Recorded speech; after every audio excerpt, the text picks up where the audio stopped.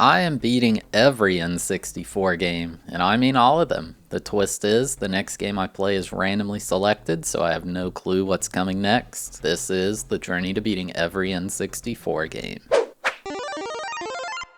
Game number 127, Tony Hawk's Pro Skater 2. Released in 2001 for the N64, this game was developed by Neversoft and published by Activision. Now, this is a game for many that needs no introduction, but I'm going to give one anyway. We played the original Tony Hawk's Pro Skater all the way back at game number 19. To say this game was revolutionary is an understatement. As far as I'm aware, there really wasn't anything like it. It wasn't perfect, but it was so fun. So when people learned there would be a sequel to it, it was amazing news. It's not uncommon for a dev to ruin the formula by changing it too much, but this is not one of those cases. Let's get into it. When booting up the game, I figured I'd start by creating my own skater. It has decent customization for the time period, but it's pretty minor for modern standards. I think I nailed the look, it's just like me.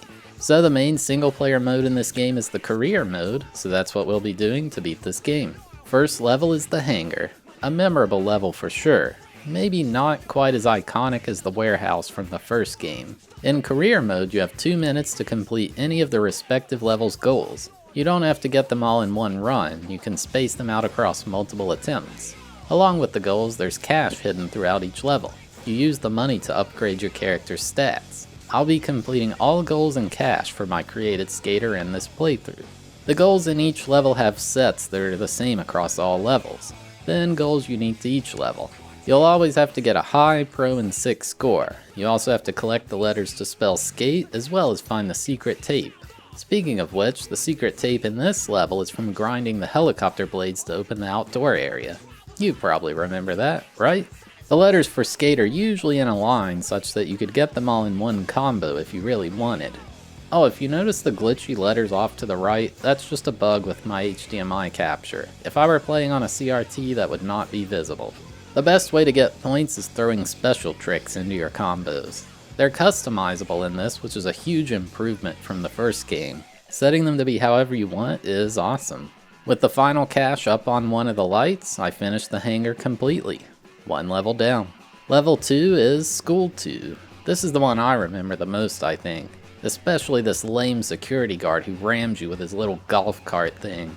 Oh, I hate him. I'll take this time to talk about the graphics and music. The game runs real smooth. You don't notice any lag at all. The graphics are a light step up from Tony Hawk 1, but honestly they're about the same. It's an art style that's pretty recognizable. The music is awesome. There's plenty of licensed music like Guerrilla Radio from Rage Against the Machine, Turn It Up by Anthrax, even Power Man 5000's in there. Speaking of that, this video is probably getting copyright claimed from the soundtrack in the background. So maybe give me a little like and I'll feel better about it. One of the goals here is to wall ride 5 bells. Physics on wall rides were improved a lot on this game. It's much more consistent to initiate one, and they actually stay on the wall for quite a while if you're ascending when you do it. By far the biggest new feature added is the ability to manual. It's such a game-changing feature because you can essentially chain your combo infinitely, provided you can keep your balance going. The balance bar for a manual is great too. It wasn't added for grinds yet, but it's a really good feature. I think this level has one of the hardest secret tapes in the game, along with some of the cache too. Getting the wall ride off these lockers is so tight if you want enough height to climb up. Along with the secret tape, there's a hidden area beyond these flags, which I probably never found as a kid.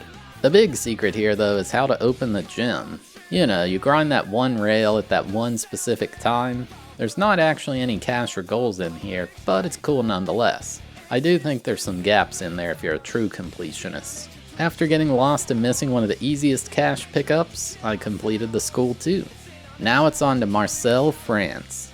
This is the first contest course. I'll explain how it works in a second, but first I gotta skate over this plank to open the secret area. I can't tell if this is supposed to be a sewer or a crypt. There's a real fancy fountain down there at least. Most of the level's cache is down here. Alright, so the contests want you to skate 3 rounds 1 minute each. You're scored based on a variety of factors, but it mostly boils down to just getting a lot of points and not bailing. The judges give you a score at the end of the round, although you can choose to end it early. The sum of your best 2 scores are used as your final score, and whoever has the highest score wins. I didn't even need to skate my 3rd round because I already knew I had it in the bag. Easy gold medal. I thought I'd gotten all the cash, but it said I was missing one. Those sneaky devs, they put it at the entrance to the secret area. You have to turn around and look for it, which most people probably wouldn't even do. Another level down. Next up is New York City. You know, one time I met this guy who got his salsa from New York City. Real disappointing. I think this is exactly how New York City looks in real life. The only cars on the road are a couple rogue taxis, and there's a park you can walk through in about 20 seconds. I knocked out collecting skate and collecting 5 subway tokens on my first go. There genuinely is one realistic thing about this New York City in the game.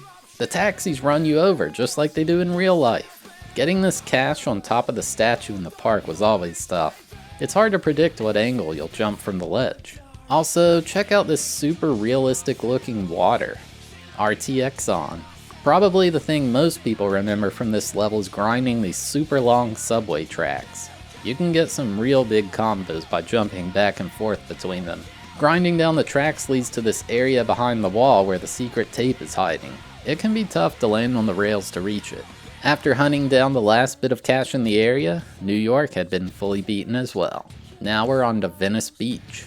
I think this is one of the hardest levels to finish, personally. Just some of these goals are tough to do, along with one bit of cash. With lots of roofs to ride along and not many ramps to reach them, it can trouble many people.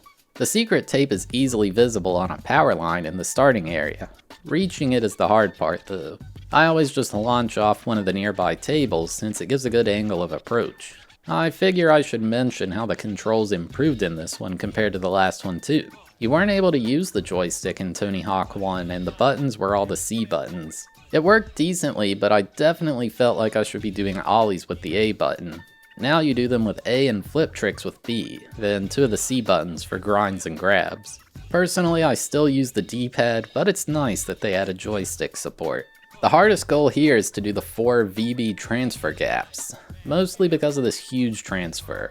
I don't know, it's just hard to get the height required to make it, but when done right, you easily clear it. And of course everyone's favorite goal, ollie over ollie the magic bum 5 times. He teleports around to various spots when you do, although the pattern and spots are always the same. He talks about opening up a can of something on me, but I won't repeat it here. I did love in the remake how they changed it to be, I'll open up a can on your butt. Like, I guess they thought that was a PG version, but what does that even mean? I don't know. Finally, there's that pesky goal where you've got to tail slide the Venice ledge. First of all, you've got to figure out what the heck they mean by the Venice ledge. Once you found that, you got to know how to do a tail slide. I sure didn't as a kid. It's still a bit finicky in this now as an adult too. After getting the final bit of annoying cash, I had completed all the goals and cash on Venice Beach. Now it's on to Skate Street. This is another one of the contest levels. Basically, it's an indoor park with many ramps everywhere. Very few things to grind on. It's kind of funny how easy these are compared to the regular levels. Like, getting a gold medal is much easier than just getting the 6 score requirement on most of the levels. The hard part of this one is getting the cash. There's a rail you grind to open the door leading outside. How the heck were we supposed to figure this out back in the day? There's some cash over here by the hippie van that is incredibly inconveniently parked. I got my 2nd gold medal with ease, but I was still missing cash. Turns out there's an even harder to find secret area where you've got to grind this rail hanging from the ceiling to open it. What's with all these trick doors that open from grinding specific rails? It would be a cool escape room gimmick though, I feel. I got the final cash out there, and another level down. Now it's on to Philadelphia. You know, where you grind the power lines to destroy the local infrastructure just so you can go to the skate park. People might remember trying to get on this roof to destroy the valves to drain the fountain. It's such a tight jump, even with special activated. You can just barely make it if you angle the board sideways and grind the rail. The secret tape? It's up on this power line. Grinding is tough for me in this though because they hadn't introduced the balance meter yet. I think it's hard to judge your position to prevent yourself from falling. The thing I really struggled with here was doing a lip trick on the 4 ramps in the skate park. No matter what I tried, it just kept making me do a grind instead. Like, you're supposed to just be able to go up to the vert ramp and hold the grind button, but the game thought otherwise. Finally, there's that goal to do a blunt slide on the awning. This was especially hard back in the day because it required you to look in the manual for the way to even know how to do the trick. What if you rented the game and they didn't even give you a manual? You were just screwed. After nailing the 6th score, I finished this level and I was near the end. The final level is the Bull Ring in Mexico, another contest level. I thought it was cool how it looked like you were being dropped from a helicopter for this one. There's a loop you can go through, but it's more of a gimmick. Funny gap name at least. And who can forget the outer ring with all the poop lying everywhere? Not sure how the piles of cash got inside them though. Look at those animations on that bull. Such high quality, I tell ya. Getting the cash is so hard here too. You gotta ollie onto these rails hanging over the arena, and it's just such a tight window to make. Thankfully, you've only gotta get on each rail once, so it's not that bad. Then there's one real hard one where you've gotta grind the streamers hanging down. There's not really a good way to approach these. After clearing all that stuff out, I did some tricks and got myself my 3rd and final gold medal. It said I was the top pro skater and told me to get off my couch and go skate. It also said I unlocked the cheat menu and I was able to play as Spider-Man, which I'm sure so many of you remember. And then finally the credits play. Heck yeah, dude.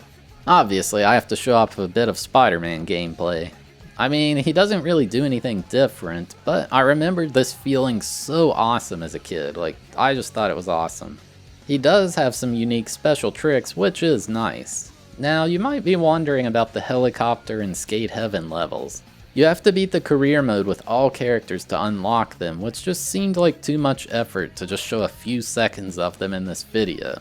I recently fully completed the Tony Hawk 1 and 2 remake anyway, so it would have just added too much unnecessary time. They don't have any goals or anything, it's just to skate in them. But yeah, that's about all there is for this one. Game complete. So yeah, there you have it. My journey to beating Tony Hawk's Pro Skater 2. This game is a classic, and it's still pretty fun to this day.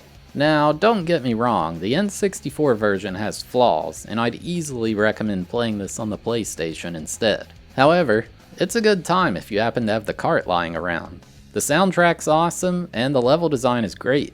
If I were to recommend anything, I'd say absolutely go play the 1 and 2 remakes. They just did such a perfect job on them, and it's a bit hard to go back to this after experiencing it. Still, I had fun. My rating on this is a bit biased because I love the Tony Hawk games, and I've already played them for a few hundred hours in the past. I gave it a 9 out of 10 for enjoyability and a 5 out of 10 for difficulty. Hey, thanks for watching the video. Have a sneak peek at the next game. There are 263 on the list, so we'll see what we're playing next. The most exciting part of the challenge. 3, 2, 1, go. 74. What's that? We are playing the next FIFA game. I believe this might be a reskinned game. We might have to play both of them. I think I'll have to look into it. FIFA Road to the World Cup 98, and there's also World Cup 98. So this might be one of those reskinned games that we have to do twice. I think that's why I have it like this. So there we go. The RNG has spoken. But yeah, if you made it all the way to the end, thank you so much for watching. I really appreciate it. If you enjoyed the video, consider giving it a like. It helps the channel a lot. And if you like this series, make sure to subscribe so you don't miss out on the next one.